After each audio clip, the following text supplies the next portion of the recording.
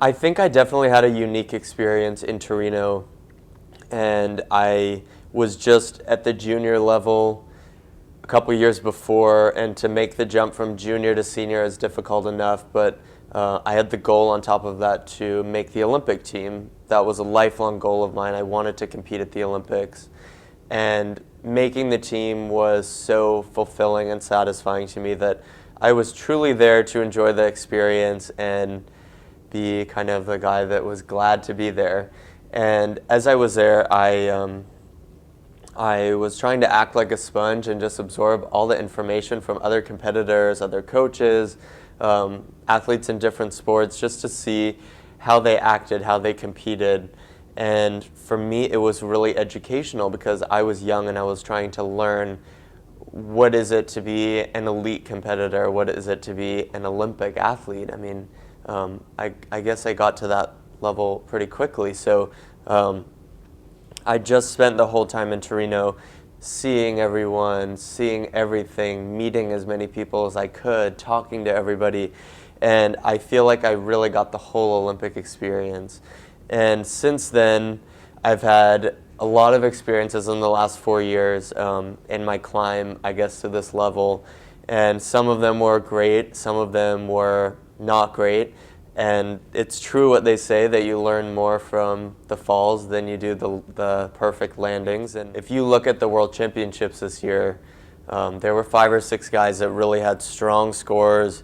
They had strong jumps. They might have made a couple minor errors, but I think that's going to be our core group that's competing for the gold. And you know, someone is going to go out and do 2 perfect programs, and I'm doing everything in my power to guarantee that it's going to be me that does that.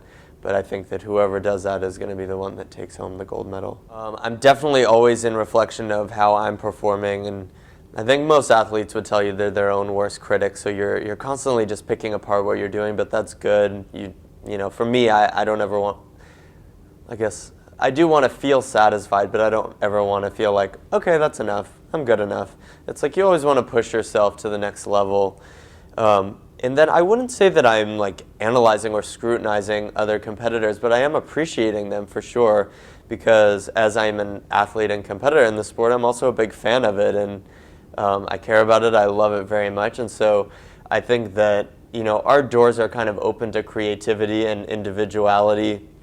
Much like a lot of the extreme sports, they'll probably tell you the same thing, the snowboarders and stuff. Their technique's all a little different, their style's all a little different. And that's the kind of stuff about skating that I think keeps it quite interesting. And people can always find a competitor that they can definitely relate to, whether it's from a stylistic point of view or you know, a mental point of view, their approach, their technique, their training, their looks, like whatever it is, there's probably someone that you can relate to. Winning the world title for me was such a unique experience because I had had a difficult season. You know, as an athlete, you have technical foundation that you build upon throughout your career, and for me, I found myself having to redo that foundation and relearn a lot of my difficult jump elements and spins. And so the season was definitely a roller coaster, but a very natural progression where I felt a little more confident, a little more comfortable with each event. And by the time I got to the World Championships, I was able to do exactly what I want to do in Vancouver, which is just be calm and trust my training, trust my preparation, know that I'm physically and mentally strong enough. And to do it all in my hometown in front of such a supportive crowd, it's something that I'm so thankful for. I can't imagine any moment in my life being quite as special as that.